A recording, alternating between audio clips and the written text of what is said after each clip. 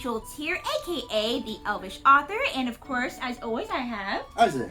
And we're here to do another chapter reaction today where we read a first book and the blurb of a book to kind of introduce ourselves to it and to introduce you guys to it as well and see if you guys can find something new that you want to read. We haven't been here on the channel in quite a while. We really haven't. And part of that is just because there hasn't been a lot of time. Obviously that you've had the Christmas season, which is very busy for people, and also mainly is that I've been working on my book that I have to get done for my publisher before the deadline. It's the third book in the Galleon Quartet, which is my young adult fantasy series combining music and magic.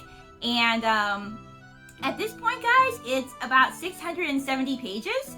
So you can imagine that it's taken a lot of time to edit lately. So that's why we haven't been here as often. Hopefully we can be here a little bit more often after I'm done with the book, which I'm hoping to be done with by the end of January.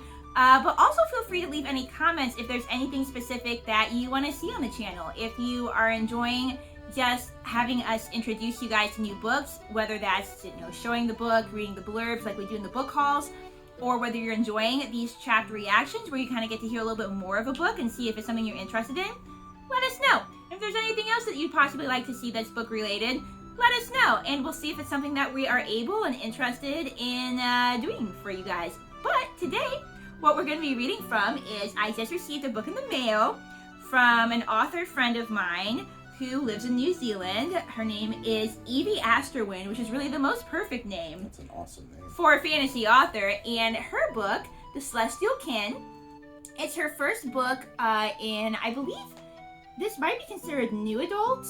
She writes young adult and new adult fantasy, and contemporary fantasy, and it's her first book in her series, and it's also her first book with Words Matter Publishing, which is the publisher that is doing my Galleon Quartet series. So we are going to, well, as always, read the blurb to see what it's all about.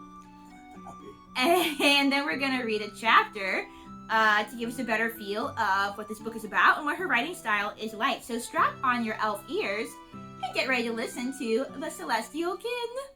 All right, the blurb. Oh, and this is number 1 of the Heartstone trilogy, if you'd like to know. Indeed. And the blurb to The Celestial Kin says, "My lifetime wish was to become extraordinary. When shy Cassandra Stone meets gorgeous Alexander Grayson, he captivates her heart. He is handsome, charming, sweet, and mysterious, and completely out of her league. But strange events pull Cassie and her puppy, Astra, deep into the magical life of Alex and his family. As Cassie and Alex fall in love, Cassie learns that she and Astra are vital to the Graysons' world, and she must fit her life around her new role as Star Kin. But extraordinary lives come at a price. Then, the Graysons' cruel enemies threaten to claim Cassie and Astra. Alex and his friends must protect them, but facing this threat may destroy Cassie and Alex's blossoming romance. Sacrifice is key when defending the first human Starkin. Will their love be enough to keep the star-crossed pair together? Can Cassie learn how to protect Astra and help her new friends when she is only a fragile human? And who can Cassie turn to when her secret life as a Star Kin is falling apart?" Well, what do we think so far? I really want to know what a Star Kin is. I know, we're not really sure what's happening, but we want to know what a Star Kin is, and we want to know why, the dog seems important. It's talking about, can Cassie learn to protect Astra? Astra's the dog, so the dog must be pretty important to this story as well. Dog has a cool name. Dog has a cool name, star-related, of course, which would make sense if Cassie is a Star Kin. Again, don't know what a Star Kin is. Don't know if we're likely to learn that in the first chapter. But let's just read the chapter and see what else we can get from this, Let's do it. Let's do the thing. Let's see. Do we have a quote? We do have a quote at the beginning. "The journey between what you once were and who you are now becoming is where the dance of life really takes place."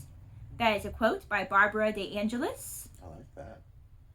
Dance of life. I'm going to reread that. "The journey between what you once were and who you are becoming is where the dance of life really takes place." Yes, it's basically a really cool way of saying it's about the journey, guys. It's about the journey of growing and living and doing the life thing.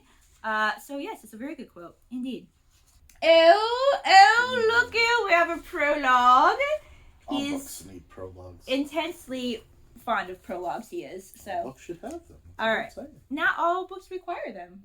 Yes, they do. Anyway, so the prologue says, "My lifetime wish was to be extraordinary, but extraordinary lives come at a price. Sometimes unusual things happen to ordinary people, things that change their destiny and their view of life. This story focuses on a girl whose fate changes. Just as a mirror shatters on impact, the magic of a hidden world and what could transpire if she believes in it lay scattered before her with rainbow inflections. As time passes, shadowy crevices appear, but because they're so distant, she believes that she is untouchable. Then evil threatens her, an evil worse than she's ever known. She wants her happy existence to return, only to discover the mirror is irreparable. The cracks will show, no matter how strong the glue, or how carefully she puts it together. Tiny shards vanish, and many pieces won't fit into place. While on her journey, she discovers destiny results from choices, and she can choose her fate. She learns her tale is just beginning. It opens her eyes to the brilliant page awaiting her. She comes to understand that the best choice is embracing her extraordinary existence. I never imagined that this girl was me. My name is Cassandra Stone.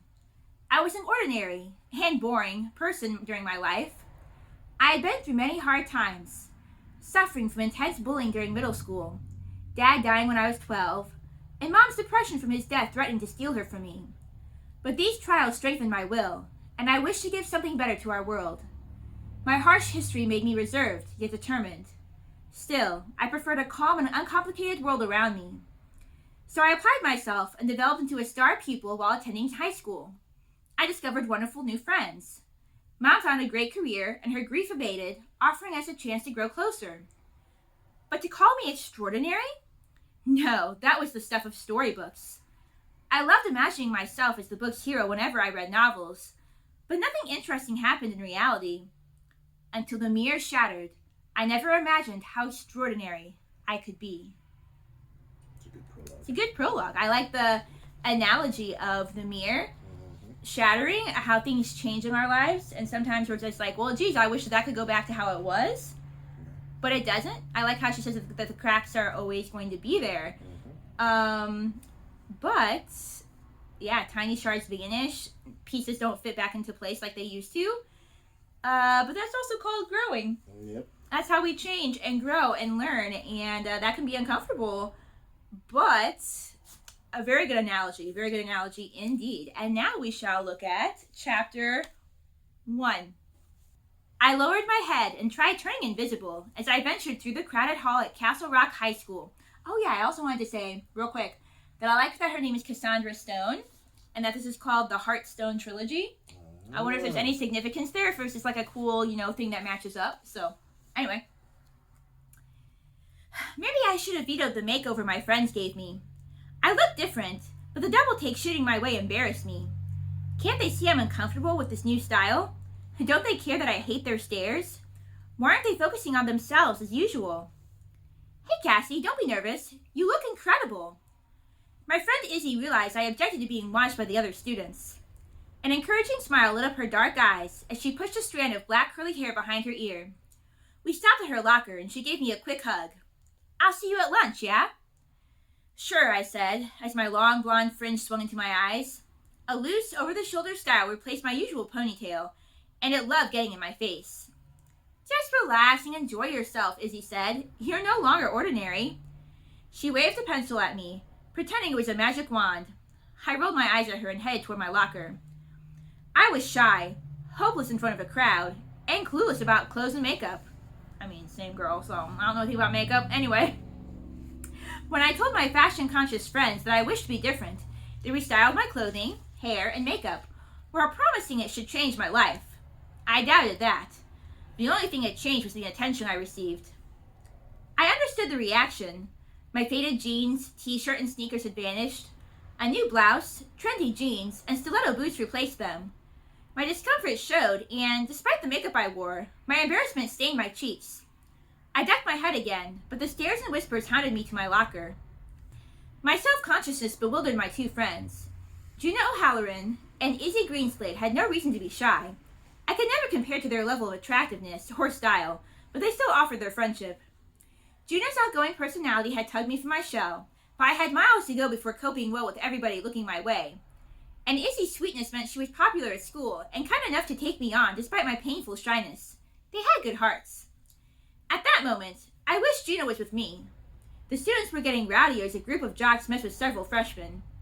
I busied myself with my locker and pondered my likelihood of ever coping with the physical torment that teenage boys preferred. It struck a nerve, so I turned my mind back to my friends as I organized my textbooks for the morning ahead. Juno and Izzy were not only my friends, but my social protectors and my rocks. Without them, I might not have survived from freshman to senior year. They were so different from me, but they accepted me as I was. I noted that my stylish shoulder bag was far too small for my textbooks and paper binder. I sighed and shoved my pencil case and cell phone into it before gathering the books in my arms.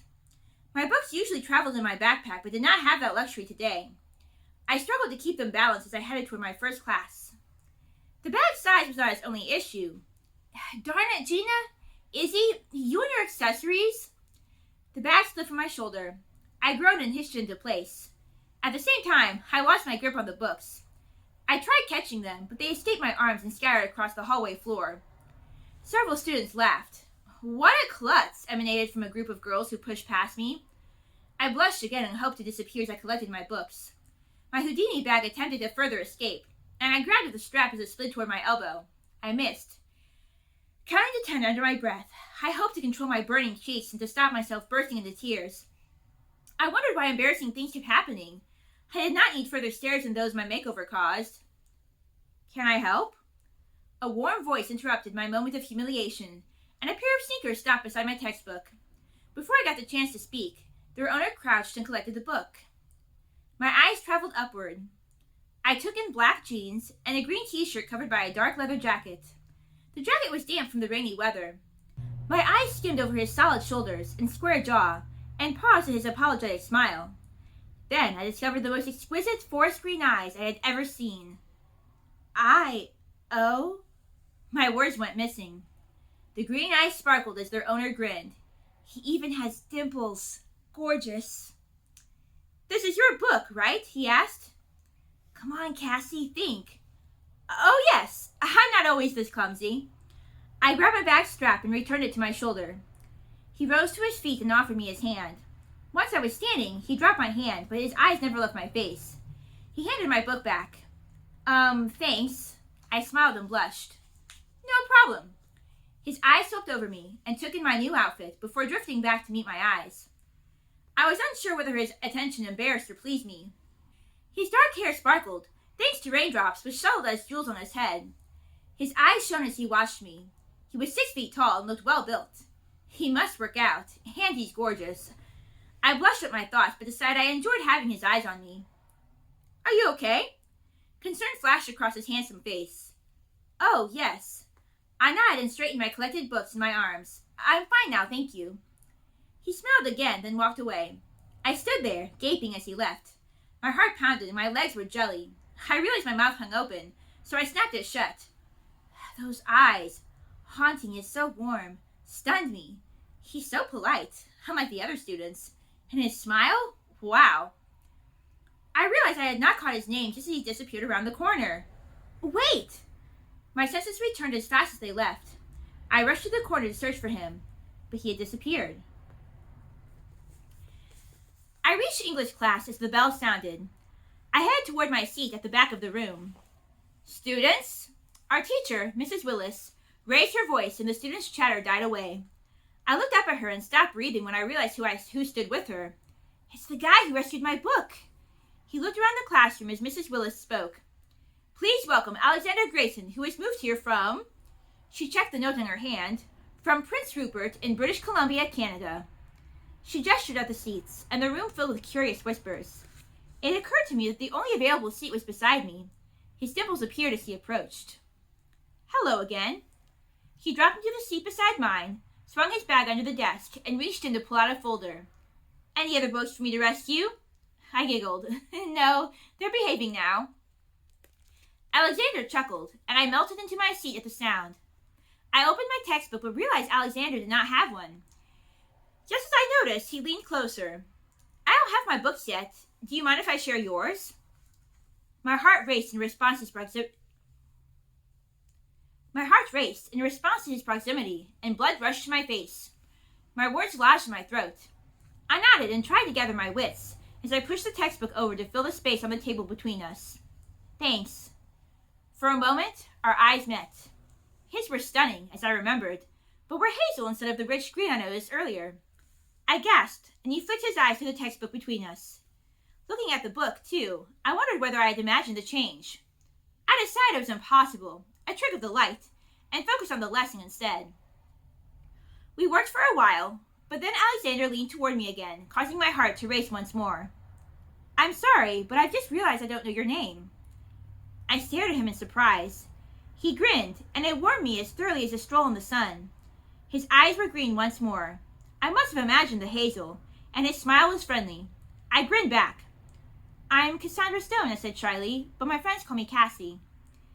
He sat back in his seat while appraising me. Cassie. A thoughtful expression crossed his face, and he gazed at the whiteboard before turning his attention back to the lesson. I drew my eyes away from his gorgeous profile and tried to focus on the textbook. Alexander said nothing else, but as I went to turn the page, he did too. When our hands touched, he flinched and pulled his hand away. His reaction was odd when compared with his earlier warmth. To my annoyance, my heart fluttered again, rushing blood to my face in response to his brief touch. I'm sorry. I nodded toward the textbook. Should I? Alexander sent a sidelong glance my way before reaching for the book. Allow me. The rest of the lesson passed in a companionable silence. When the bell rang, disappointment flooded through me when I discovered his next class was algebra, while mine was calculus. I guess I'll see you around school, I asked. He smiled. Sooner rather than later, I hope. By lunch, I was desperate to tell Gina and Izzy about Alexander. Hey, I joined my friends at our usual table. Hey, Einstein, what's up? Gina said, using her nickname for me. She had dubbed me Einstein due to my high grades. She was glad I was smart, as I tutored her in classes she struggled with, and she shone at exam time. I mean, you have to be smart, I guess, to do calculus, right? No, I hate calculus. I hate calculus. Did you do calculus? I did. I never had to do calculus. I didn't like it. When did you do calculus? Was that in high school? Nope, college. Why did you have to do that in college? Because at one time I wanted to be a math teacher. Oh. Did I know this? Yes. A math teacher? Did I know this? I think so. Oh, if not, what a horrible thing to learn on film that you liked math that much. I'm just kidding, guys. It's perfectly fine to like math. Math's never been my favorite subject. So, I don't know. I honestly don't even know what calculus is. Yeah, neither do I. So, okay, well that sums that up. I remember passing all of my math classes with really good grades and not understanding how, because I never knew anything that was going on in the class. I'm really pretty sure that I just memorized what I needed to. A lot of people did. For each test, and then forgot it immediately afterward. Mm-hmm. But I do remember having fun with trigonometry for whatever reason. So, go figure. But I think probably too, because for trigonometry we were allowed to use the special calculator that had sine, cosine, all those built into it. So it wasn't that I had to quite completely understand everything. I just had to understand what to plug into the calculator for some things. Did you like geometry?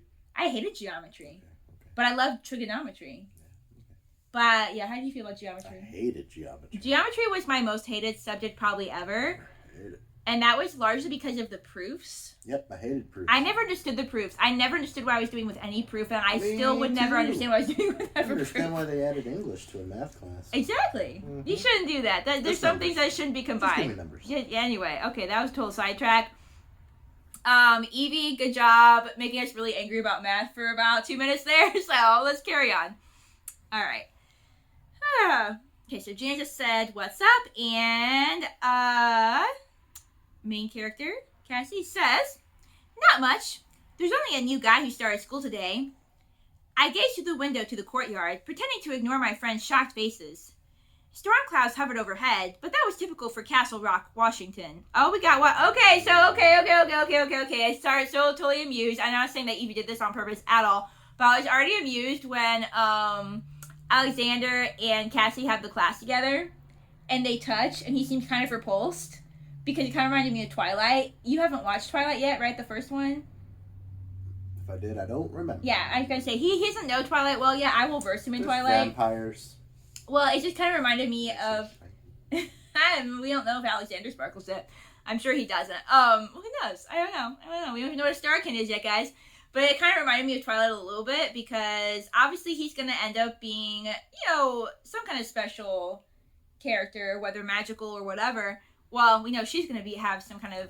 I assume change his eye color. Yeah, he can maybe change his eye color. There you go, eye color. We have them touching him, being kind of repulsed, even though, I'm not trying to compare this to Twilight hardcore. It definitely has not started out completely like Twilight, but there's been some similarities that have amused me, and I'm not mad about it. Rock amuses you? And I'm not mad about it. So, anyway. Oh, no, not Castle Rock, but Washington. Twilight takes place in Washington? Twilight takes place in Forks, Washington, where it always rains. Oh. So, that's what's amusing me as well. Again, we're not mad about it, so I'm just really amused right now. Anyway, carrying on. New guy, Izzy replied first. The curiosity in her voice betrayed her calm facade. Her smile sparkled in her eyes. Well, if you don't want to know. I watched from the corner of my eye and feigned distraction while teasing them. Come on, Cass, spill, Gina insisted. Her green eyes twinkled as she tugged at the end of her long auburn braid. Well, on the way to class, I dropped my books in the hall. Everyone stared at me, but suddenly this gorgeous guy shows up and helped me collect them. Then he talked to me. I was stammering while he was acting so calm. It was totally embarrassing. What did he say? Izzy was wide-eyed, and her grin complimented her flawless mocha complexion. He asked if it was my book. Then he gave it to me and walked off, and I didn't see where he went. We have to meet him. Gina looked ready to leap from her chair and hunt for him right away. No, it's okay. Turns out he's in my English class, and the only free seat is beside me. So what did you do? Izzy asked. Well, I tried to concentrate, but he kept asking me questions, and I was blushing the whole time. My face burned at the memory, so I hid it in my hands. Hey, it's okay, Gina said. Just introduce him to us and... Oh, wow. Izzy's quiet exclamation made me look up. She had turned her stunned gaze on something behind me. Gina's face had a similar expression. Hi, Cassie. My stomach became a puddle. Alexander!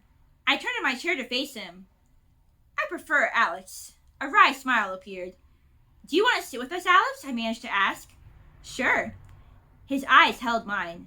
In one fluid motion, he pulled out his chair, took a seat, placed his lunch on the table, and nudged his bag under his seat with his foot. This guy's totally a vampire. Gina cleared her throat. Cassie, are you going to introduce us? Oh. I glanced at my friends. They were grinning. Gina, Izzy, this is Alex Grayson. Izzy's smile lit up again as she turned to Alex. Hi, Alex. Nice to meet you. Welcome to Castle Rock. I'm sure Cassie's helped you feel very welcome, Gina added. I cringed. Gina grinned at my reaction. Alex laughed, and it warmed me right to my fingertips. I wondered if he was affecting my friends in the same way. Gina's new boyfriend, Tony Worthington, joined us, and Gina whisked a chair over for him from the next table. Hi, Tony, Izzy and I chorused as he took his seat. Gina blushed. My friends made Alex welcome at our table. I was sorry to hear the bell ring as I did not want to leave. After directing Alex to his next class, I left with the girls. I paused at the cafeteria door, unable to stop myself looking back at him. I blushed again when he met my eyes, and I ducked my head, but not before he smiled. After surviving relentless teasing by my friends during gym, I escaped to chemistry. As I headed to my seat, I searched through my bag for my mysteriously absent pen. I stopped short when I bumped into someone. A warm chuckle sounded. Searching for something? Alex held my pen, and his eyes shone with merriment. I stepped back with my heart racing. Wow, he smells good. How did you... Where was... I stammered. You left at the lunch table. Oh, thanks. I took the pen from him, then headed to my seat. Alex sat across the aisle from me, next to a cheerleader named Natalie. She kept chatting with him, even after our teacher insisted that she work quietly. The final bell rang sooner than I expected, and I gathered my books one at a time. Curiosity overwhelmed me. Why did Natalie need to keep chatting with Alex? Their conversation appeared innocent, but the way she gazed at him, while twisting her hair and playing with her necklace, made my chest ache. I was glad when she left. A smile played on Alex's lips as he turned my way. I looked away from him and focused on shoving my paperwork into my tiny bag. I had no right to it, but jealousy coursed through me regardless. Cassie? What? I glared at my bag. Alex did not respond, and assuming he was collecting his bag, I glanced at him. To my surprise, he was leaning against his desk, watching me. What did I do? He frowned. You are upset. No, I'm not. Why would you say that? I jammed my textbook into my bag harder than was necessary. Get a grip, Cassie. I think the lady doth protest too much, she said. I closed my eyes and counted to 10 to calm my emotions. 7 was as far as I got. A sensation under my chin made me open my eyes. Alex stood before me, with his finger hooked beneath my chin. Our eyes met, and I stopped counting. His incredible scent overwhelmed me, and my heart did weird things in my chest. His eyes are stunning. My gaze traveled over to the shape of his cheek to his lips. How might they feel pressed against mine? I never want to hurt you. His voice broke into my thoughts. My eyes flicked back to his, and this time I did not imagine his eyes changing from forest green through hazel to black in seconds. Never! A growl escaped him. The spell holding me shattered. I gasped and backed away. His eyes were stormy as he spun away and slammed his hand onto the desk. Both it and I jumped. Alex? I asked in a gentle tone. One hand rested on the desk. The other clenched at his side. He shut his eyes and his jaw tensed, but otherwise he was eerily still. Soon the fierceness on his face transformed to serenity. I reached out to touch him, but as my fingers brushed his sleeve, he said, Don't, please. I drew my hand away. I didn't mean to upset you. And Natalie's flirting with you made me jealous. Please don't be mad. I'm not mad. A smile tweaked the corner of his mouth, and he shot me a sidelong glance. I'm sorry I just frightened you. I wasn't frightened. You're a terrible liar. He looked around the room. We'd better get out of here. We met Izzy, Gina, and Tony in the car park. Izzy unlocked my green Mazda 2 while Gina said goodbye to Tony. I turned to Alex. One day, you need to explain your mood swings, I said. I could say the same for you. He chuckled, and the sound thrilled me. I raised my eyebrows. But I've already explained myself. Alex was about to reply, but Gina interrupted him. We'd better go. I turned back to Alex. He leaned in with a smile and said, I'll see you tomorrow, Cassandra Stone. My breath caught again, but as he moved away, I managed to reply, I'll be counting on it. And that is the end of Chapter 1. Chapter 1 of The Celestial Kin by Evie Asterwyn. Thoughts, comments, questions? What a strange day, just meeting somebody new. Yeah. Experience. Yeah. Do girls do that when they meet somebody new that they like? What you mean? What do girls? That internal monologue they have. Oh yes. Yeah. Yes. Yeah. Yes, there is much flummoxing going on. There was a lot of